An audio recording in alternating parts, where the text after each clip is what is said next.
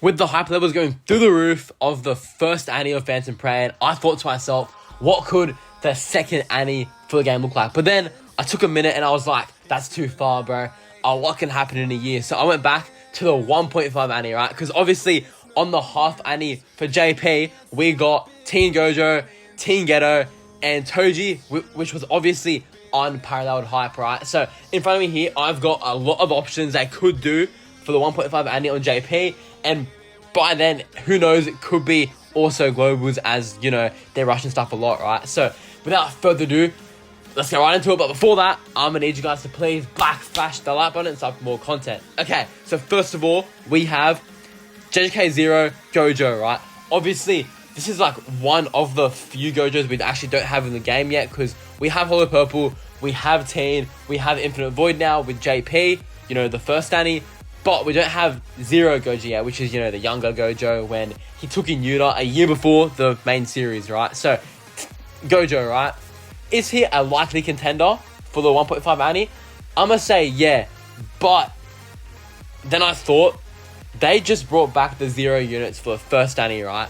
If, you know, if my little birdie get the right info to me, I'm thinking that he, you know, the 0 units won't return for another year, okay? So I'm thinking second Annie contender, very high, but 1.5, I'm gonna put a straight up no, because I can't see them rerunning Yuta in 6 months when he just came back, you know, after a year, right? I reckon it's gonna be year intervals. So anyway, right, now that he's out of the way, we have Sukuna next. Fuga Sukuna specifically, okay? Very likely, I reckon. Solely because it's Sukuna, it's a hype unit people will summon. It's a very easy excuse to make a new character limited, because it is Sukuna, right? He's an absolute monster. And he is the only summonable cursed type unit, right? Obviously he's not, you know, wasn't born a curse, but you know what I mean, right? But what makes me think that this wouldn't be a likely contender in a way is because in this fight he fought Jogo, right? And I cannot see them making a summonable Jogo, especially of this fight, because he did nothing but get smacked the entire time. So I'm thinking, how could they drop a unit of a dude that got, you know, slimed out in the first minute, right? So if it's a soul banner on Sukuna, I'd say maybe, but I don't think they'd waste just the entire 1.5 Annie on Sukuna. And, you know, they'd throw in other random guys. Like, they could, you know, do Yuji and, like, Mahito or something with Sukuna. Definitely possible, but as a headliner unit, I'm saying probably not possible. Solely because you have no one to partner him, right? Because, you know, Jogo did not do much at all, right? But anyway, here we have, you know, in my opinion, some underrated heavy hitters, okay? We have reanimated Toji and Rabbit Escape Megami, okay? I think, low-key, boys, this is an underrated pick because it ticks all boxes, right? We have a pretty much main character in Megami. We have a hype character you can easily make limited in Toji, right? And these dudes are peak hype. You know, Toji was really strong when he fought Dagon in his domain, and at that point, like at 1.5, you can do Dagon as a new Phantom Metal unit, right? So this fits perfectly in my opinion. Obviously with Toji, he can rock the weapon he used that he stole from Maki. He can have, you know, the scene where him bursting out of Dagon's domain.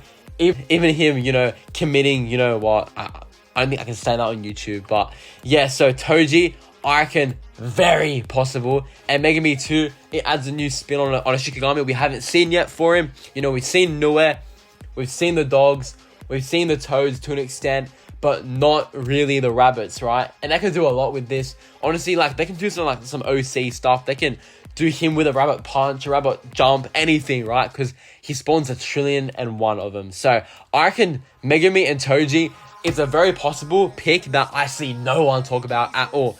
Okay, but anyway, now we have Yuji versus Mahito, okay? You know, the climax for Shibuya. Definitely possible seeing that they're entering Shibuya content now on JP. But do I think they'd clear out Shibuya in half a year? Yeah, half a year, to a point where they'd be ready to drop Yuji versus Mahito, you know, in the halfway mark 2 year.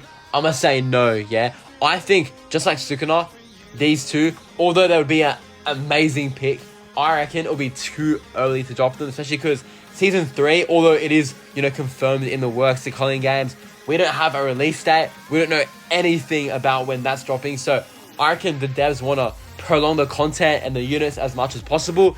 I reckon Yuji Mahito would be staged for second year at least. That'll be a hype second year, right? Yuji, you and me, 16 with the snow and all that, and Mahito as well. He could transform. The first actual transforming unit, not Panda where on ult he transforms. Maybe like a skill 3 or like a entrance like after 2 turns, an actual transformation, right? Where he just goes beast mode in his true curse form, right? But I'm putting Yuji and Mahito as possible, okay? Because they could rush it, but I reckon it's more likely than Sukuna because it's a pair, but still not very likely. Solely because I reckon, as I said, the schedule, all that, right? But anyway, we have Choso versus Yuji now. Again, another duo, right? Another pair they can do. Choso, in my opinion, unparalleled hype. I know he's a very loved character for all the right reasons, right? He's so sick, bro. His blood manipulation, his piercing blood, his things called the supernova, all that. He's got so much I can do with him and Yuji in that fight. And bro, there is so much stuff they can do. I reckon they'd stop the second year threshold at the Mahito fight, so obviously they wouldn't include Kenjaku. I reckon they're going to adjust from getting Kenjaku for so long, honestly. But yeah, I reckon Choso and Yuji, again, have a decent chance, but I can see them doing this before 1.5 Annie, right? Because, first Annie was just on JP, and I reckon they're going to start Shibuya with a bang because, bro, Sukuna just came out, right? And I reckon to keep the players summoning, they can do probably, I would guess, the Ultimate Kamaru banner, and then Choso, right into Choso, and a Yuji, right? I reckon that's what they're going to do. I reckon they're on probs not tier, solely because, although they would be a hype pick, in my opinion, I reckon they'd pump it out before 1.5 Annie, right? But last but not least, we have what I think is a 99 point... No. chance of being half 1.5 Annie, Sukuna versus Mahito, right? The timing is perfect. 6 months in between Sukuna units is very plausible considering they dropped out 4 Gojos in 1 year and like 4 Yujis in 1 year. 2 Sukunas in 6 months is very likely in my opinion. And this is different because although it is a Malevolent Shrine, it's different, okay? Because new animations, all that, right? He can throw some flames in if he wants.